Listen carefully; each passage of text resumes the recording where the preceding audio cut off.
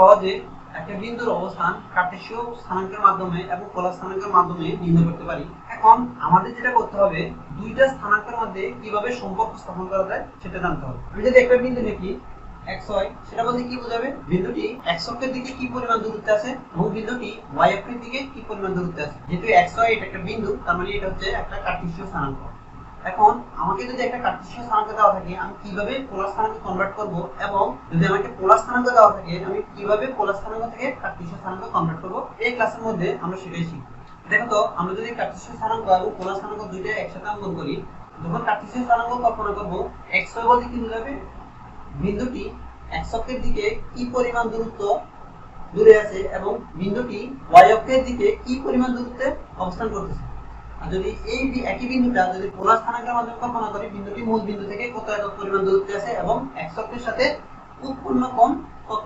তোমরা দেখো এখানে একটা সমকোণী ত্রিভুজ উৎপন্ন হয়েছে, আর সমকোণী ত্রিভুজ নিয়ে আমাদের সেই বিখ্যাত বিজ্ঞানী পিথাগোরাস উনি খুব সুন্দর উক্তি দিয়েছে। আমরা যদি ওই থিওরিটা এখানে অ্যাপ্লাই করি, তাহলে আমাদের কার্টেসীয় স্থানাঙ্কের সাথে পোলার স্থানাঙ্কের সম্পর্কটা আমরা পেয়ে যাব।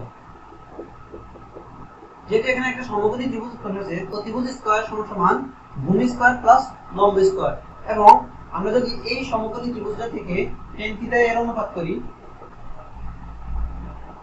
tan থিটা সমান y/x বা থিটা সমান tan ইনভার্স y/x, আমাদের কার্টেসীয় স্থানাঙ্ক দেওয়া থাকে, আমরা খুব সহজেই কার্টেসীয় স্থানাঙ্ক থেকে পোলার স্থানাঙ্কে কনভার্ট করতে পারব। আর পোলার স্থানাঙ্ক কি, r ও থিটা। সাপোজ আমাদের যদি এখন একটা বিন্দু দেওয়া থাকে 2 2, তাহলে এই 2 2 বিন্দু থেকে অবশ্যই আমরা বলতে পারছি যে বিন্দুটা কোথায় অবস্থান করতেছে এবং এটা একটা কার্টেসীয় স্থানাঙ্ক। এখন এই কার্টেসীয় স্থানাঙ্ককে পোলার স্থানাঙ্কে কনভার্ট করা, r এবং থিটা নির্ণয় করা। পোলার স্থানাঙ্ক r সমান √x² + y², 2² + 2² ইকুয়াল 2√2। তাহলে আমাদের তো পোলার স্থানাঙ্ক দুইটা, r এবং থিটা। তাহলে থিটা সমান tan ইনভার্স y/x বা tan ইনভার্স 2/2 বা tan ইনভার্স tan 45। একটা বিন্দু কার্টেসীয় স্থানাঙ্ক যদি 2 এবং 2 দেওয়া থাকে, তার পোলার স্থানাঙ্ক হবে 2√2 45 ডিগ্রি। আমাদের যদি কার্টেসীয় স্থানাঙ্ক দেওয়া থাকে, আমরা খুব সহজেই তাকে পোলার স্থানাঙ্কে রূপান্তর করতে। তাহলে তোমরা ঝটপট -2 বিন্দু পোলার স্থানাঙ্ক কি হবে বের করে ফেলো। তোমরা নিশ্চয়ই আমার মতই বের করছো। বিন্দুটির পোলার স্থানাঙ্ক হবে 2√2 এবং 45 ডিগ্রি। কিন্তু দেখো তো যে 2√2 এবং 2 যে দুইটা স্থানাঙ্ক আছে, দুইটা স্থানাঙ্ক কি একই ঘরে পড়ছে? না, একটা হচ্ছে প্রথম চতুর্ভাগে আর একটা হচ্ছে তৃতীয় চতুর্ভাগে। তাহলে বিন্দুটি কার্টেসীয় স্থানাঙ্ক যেহেতু ভিন্ন, তাহলে পোলার স্থানাঙ্ক তো এক হয়ে গেছে। তার মানে অবশ্যই এখানে আমরা ভুল করছি। তো আমরা কিভাবে আমাদের এই ভুলকে দূর করতে পারি সেটার জন্য একটু চিন্তা করা লাগবে। তো আমরা কিভাবে আমাদের এই ভুল যাতে না হয় সেই চিন্তা করতে হবে। দেখো তো -2 বিন্দুটা তৃতীয় চতুর্ভাগে। আমি যদি এখানে এই তৃতীয় চতুর্ভাগে যদি একটা ত্রিভুজ উৎপন্ন করি, দেখো তো এই ত্রিভুজ থেকে কি বোঝা যাচ্ছে, বিন্দুটি x অক্ষের নেগেটিভ দিকে 2 একক পরিমাণ দূরত্ব অতিক্রম করছে এবং y অক্ষের নেগেটিভ দিকে 2 একক পরিমাণ দূরত্ব অতিক্রম করছে। দেখো এই ত্রিভুজটা থেকে আমরা যে থিটা উৎপন্ন করছি, সেটা হচ্ছে এই তৃতীয় চতুর্ভাগে x অক্ষের সাথে উৎপন্ন কোণটা বের করছি। বিজ্ঞানের পোলারের মধ্যে থিটাটা হবে কোথা থেকে, এবং 0 ডিগ্রি থেকে শুরু করে r রেখা পর্যন্ত থিটা হবে। আমাদের যখন আমরা অ্যানসার লিখব, তখন থিটা হবে কি, এই 45 ডিগ্রির সাথে 180 ডিগ্রি অ্যাঙ্গেল আমাদের যোগ করতে হবে। আমাদের -2 কিন্তু পোলার স্থানাঙ্ক কি রকম হবে, 2√2 225 ডিগ্রি। আশা করি তোমরা বুঝতে পারছো। তাহলে চলো আমরা আরেকটা एग्जांपल করি। যে একটি বিন্দুর কার্টেসীয় স্থানাঙ্ক দেওয়া আছে 2 2। এই বিন্দুর পোলার স্থানাঙ্ক কত? আমাদের পোলার স্থানাঙ্ক নির্ণয় করার জন্য সর্বপ্রথম চিহ্নিত করতে হবে বিন্দুটি কোন চতুর্ভাগে অবস্থান করতেছে। যেহেতু এটা 2 2, তার মানে x অক্ষের পজিটিভ দিকে 2 একক এবং -2 y অক্ষের নেগেটিভ দিকে 2 একক পরিমাণ। বিন্দুটি x অক্ষের পজিটিভ দিকে এবং y অক্ষের নেগেটিভ দিকে, বিন্দুটি চতুর্থ চতুর্ভাগে অবস্থান করতেছে। দেখো তো আমি যদি এখন এই দূরত্ব দিয়ে এখানে যদি একটা ত্রিভুজ উৎপন্ন করি, তাহলে দেখো তো আমার এই বিন্দুটার পোলার স্থানাঙ্ক হবে কি, মূল বিন্দু থেকে বিন্দু দূরত্ব এবং x অক্ষের 0 ডিগ্রি থেকে উৎপন্ন অ্যাঙ্গেল, এই পুরোটা হবে আমার কি, থিটা। যেহেতু আমার এখানে একটা ত্রিভুজ উৎপন্ন হয়েছে, আচ্ছা এই ত্রিভুজটার x অক্ষের সাথে কত ডিগ্রি কোণ উৎপন্ন হয়েছে, শুধু যদি আমরা এই থিটাটা নির্ণয় করি, এই থিটাটার পরিমাণ হবে tan ইনভার্স 2/2 45 ডিগ্রি। শুধুমাত্র এতটুকু থিটার পরিমাণ হবে 45 ডিগ্রি। কিন্তু যখন আমরা পোলার স্থানাঙ্ক নির্ণয় করব, তার জন্য থিটা হবে কত থেকে, 0 ডিগ্রি থেকে r রেখা পর্যন্ত। যখন আমার অ্যানসার থিটা লিখব, সেটা হবে 360 ডিগ্রি মাইনাস 45 ডিগ্রি। তার মানে তার পরিমাণ কত হবে, 315 ডিগ্রি। এবং r সমান কি হবে, 2 স্কয়ার। এই ম্যাথ করার জন্য আমরা আমাদের যাতে নির্ভুল হয় সেজন্য আমরা যখন থিটা নির্ণয় করব সেই ক্ষেত্রে কখনো প্লাস মাইনাস চিহ্ন কল্পনা করব না। আমরা কল্পনা করব কি বিন্দুটি কোন চতুর্ভাগে অবস্থান করতেছে এবং বিন্দুটি তারপর x অক্ষের সাথে কত কোণ উৎপন্ন করতেছে। তারপরে আমরা থিটাটা 0 ডিগ্রি থেকে r রেখা পর্যন্ত কত হয় সেটা ক্যালকুলেশন করে বের করে নেব। এখানে যেহেতু আমরা থিটা পরিমাপ করতেছি এন্টি ক্লকওয়াইজ, আর এন্টি ক্লকওয়াইজ পদ্ধতিতে থিটা পরিমাপ করা পজিটিভ। আমরা চাইলে ক্লকওয়াইজ পদ্ধতিতেও থিটা পরিমাপ করতে পারবো, কিন্তু সেই ক্ষেত্রে থিটার মানটা হবে নেগেটিভ। আমরা চাইলে 2 2 বিন্দুর পোলার স্থানাঙ্ক লিখতে পারি 2√2 এবং 315 ডিগ্রি, অথবা 2√2 দেখো x অক্ষ থেকে r রেখা পর্যন্ত অ্যাঙ্গেলটা যদি বের করি তাহলে অ্যাঙ্গেলটা তো কত 45 ডিগ্রি, বাট এটা হচ্ছে কি ক্লকওয়াইজ। তো ক্লকওয়াইজ থিটাটা অবশ্যই নেগেটিভ মাইনাস। তাহলে আমরা দুইটাই লিখতে পারি। আমরা আরেকটা एग्जांपल দেখি যে -2 2 বিন্দু পোলার স্থানাঙ্ক নির্ণয় করো। তাহলে পোলার স্থানাঙ্ক নির্ণয় করার জন্য অবশ্যই r এবং থিটা লাগবে। আর আমাদের প্রথমে যেটা চিন্তা করতে হবে, আমরা দেখতে হবে যে বিন্দুটার অবস্থান কোথায় আছে। x অক্ষের নেগেটিভ দিকে 2 একক পরিমাণ দূরত্বে এবং y অক্ষের পজিটিভ দিকে 2 একক পরিমাণ দূরত্বে বিন্দুটির অবস্থান এখানে আছে। ওই ঘরের মধ্যে একটি ত্রিভুজ উৎপন্ন করব যেটা x অক্ষের দিকে 2 একক পরিমাণ দূরত্বে এবং y অক্ষের দিকে 2 একক পরিমাণ দূরত্বে আছে। তাহলে বিন্দুটির পোলার স্থানাঙ্ক কিরকম হবে, বিন্দুটি মূল বিন্দু থেকে কত দূরত্বে আছে এবং বিন্দুটি x অক্ষের সাথে কত ডিগ্রি উৎপন্ন করে আছে। তাহলে r সমান কিরকম আসবে √x² + y² সমান -2² যোগ 2√2। তাহলে যদি থিটা নির্ণয় করতে চাই, দেখো আমি আগে এই সমকোণী ত্রিভুজটা এই থিটা প্রাইমটুকু যদি নির্ণয় করি, তাহলে দেখো এই থিটা এখান থেকে যদি tan থিটা করি, তো থিটা প্রাইম সমান আসবে 2/2 সমান 45 ডিগ্রি। বাট আমাদের পোলার স্থানাঙ্কের যে থিটা সেটা হবে কি x অক্ষের 0 ডিগ্রি থেকে r রেখা পর্যন্ত, সেটা হবে কি টোটাল 180 ডিগ্রি থেকে যদি আমি এতটুকু থিটা যদি বিয়োগ করে দিই, আমার পোলার স্থানাঙ্কের থিটা পেয়ে যাব। তার মানে আমার থিটা হবে কত 180 ডিগ্রি মাইনাস 45 ডিগ্রি 135 ডিগ্রি। তার মানে এই বিন্দুটির পোলার স্থানাঙ্ক কিরকম হবে 2√2 135 ডিগ্রি। তাহলে আমরা দেখে ফেললাম কিভাবে একটা কার্টেসিয়ান স্থানাঙ্ক থেকে পোলার স্থানাঙ্ককে কনভার্ট করা যায়। পোলার স্থানাঙ্কের মধ্যে অবশ্যই থিটা বের করতে হবে, আর থিটাটা বের করার জন্য অবশ্যই x অক্ষের 0 ডিগ্রি থেকে পরিমাপ করতে হবে। আমরা চাইলে এটাকে ডিগ্রি পদ্ধতিতে না লিখে রেডিয়ান পদ্ধতিতে লিখতে পারি।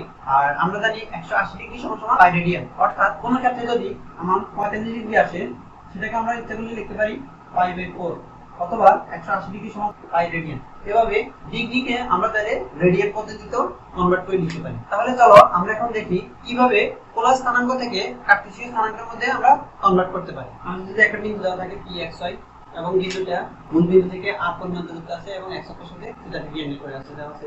তাহলে দেখো এখানে একটা সমকোণী ত্রিভুজ উৎপন্ন হয়েছে, আর এই ত্রিভুজ থেকে যদি আমরা cos থিটা পরিমাণটা লিখি, cos থিটা সমান ভূমিবেগ গুণ x/r বা x সমান r cos থিটা। তাহলে r এবং থিটার সাহায্যে আমরা ওই বিন্দুর কার্টেসিয়ান স্থানাঙ্কের ভুজ কত হবে সেটা খুব সহজেই নির্ণয় করতে পারবো। ঠিক তেমনি ভাবে এই ত্রিভুজ থেকে যদি আমি sin থিটার অনুপাত বের করি, sin থিটা y/r বা y r sin থিটা, তাহলে আমাকে যদি একটি কার্টেসিয়ান স্থানাঙ্ক জানতে চাই যার পোলার স্থানাঙ্ক দেওয়া আছে, তাহলে আমরা খুব সহজে r এবং থিটার সাহায্যে তার কার্টেসিয়ান স্থানাঙ্ক কত হবে সেটা বের করতে পারি। চলো আমরা একটা উদাহরণ দেখি।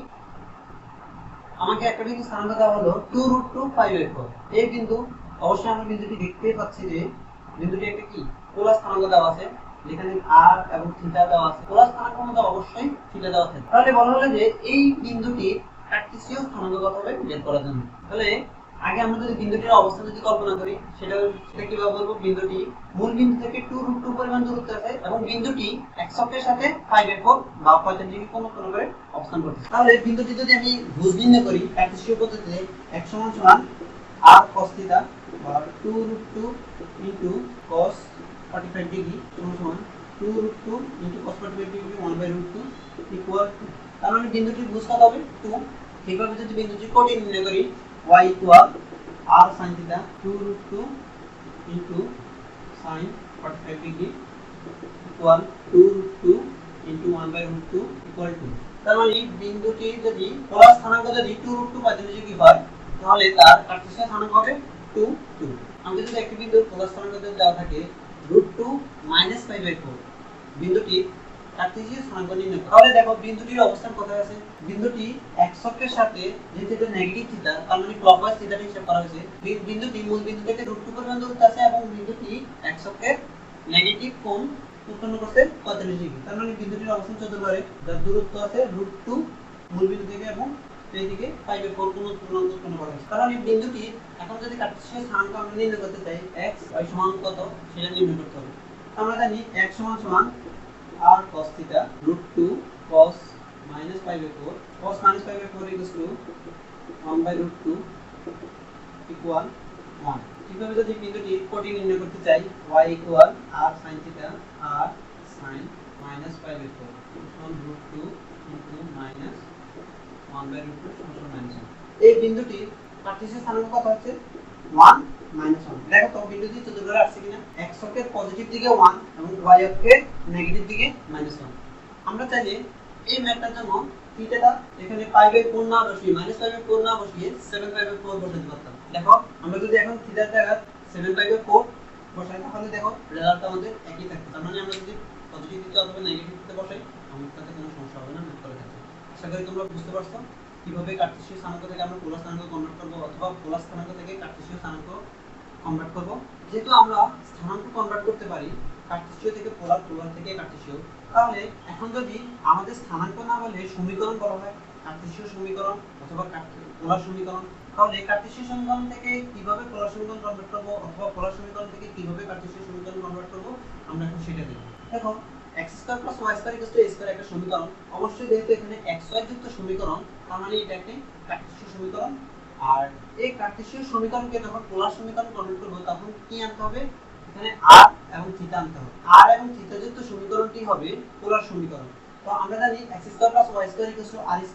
আর a যেহেতু একটা কনস্ট্যান্ট ভ্যালু তার জন্য a কোনো চেঞ্জ হবে না। তো r² a² এটি হবে কি একটি পোলার সমীকরণ। আমাদেরকে যদি এরকম একটা সমীকরণ বলা হয় r² cos 2θ 0, তার মানে এটা কি সমীকরণ? অবশ্যই এটা পোলার সমীকরণ যেহেতু এর মধ্যে r এবং θ যুক্ত। এখন যদি বলা হয় এই সমীকরণটাকে কার্টেসীয় সমীকরণ কনভার্ট করো তাহলে আমরা কিভাবে করব? r² cos θ cos² θ - sin² θ 0 বা r cos θ whole square minus r sin θ whole square 0। তার মানে r cos θ কি x হোল স্কয়ার আছে মাইনাস y স্কয়ার 0। তার মানে আমাকে একটা যদি পোলার সমীকরণ দেওয়া থাকে আমরা পোলার সমীকরণ থেকে খুব সহজেই এটা কার্টেসীয় সমীকরণে কনভার্ট করতে পারবো। কিভাবে? যদি আরেকটা সমীকরণ আমরা দেখি, আমাদেরকে একটা সমীকরণ দেওয়া হয়েছে r 2a cos θ। তোমরা দেখে অবশ্যই বুঝতে পারতেছো যেহেতু এখানে r এবং θ যুক্ত তার মানে এটা অবশ্যই একটি পোলার সমীকরণ। আর এই পোলার সমীকরণকে যদি কার্টেসীয় সমীকরণ কনভার্ট করা হয় তাহলে সেটা কিভাবে হবে? আমরা যদি উভয় পক্ষকে r আর গুণ করি r² = 2a r cos θ, তার মানে r² x² + y² equal 2a constant value r cos θ x plus x² + y² minus 2ax = 0। তো একটা পোলার সমীকরণ যদি দেওয়া থাকে আমরা খুব সহজেই তাকে কার্টেসীয় সমীকরণে রূপান্তর করতে পারবো। তোমাদের জন্য যে প্রশ্নগুলো হোমওয়ার্ক হিসেবে থাকবে সেগুলো হলো x² * a² + y² * b² 1। তোমরা অবশ্যই দেখতে পাচ্ছ এটা একটা কি কার্টেসীয় সমীকরণ। এই সমীকরণটাকে পোলার সমীকরণে কনভার্ট করা এবং r cos θ - α = k এই পোলার সমীকরণটাকে কার্টেসীয় সমীকরণে কনভার্ট করা।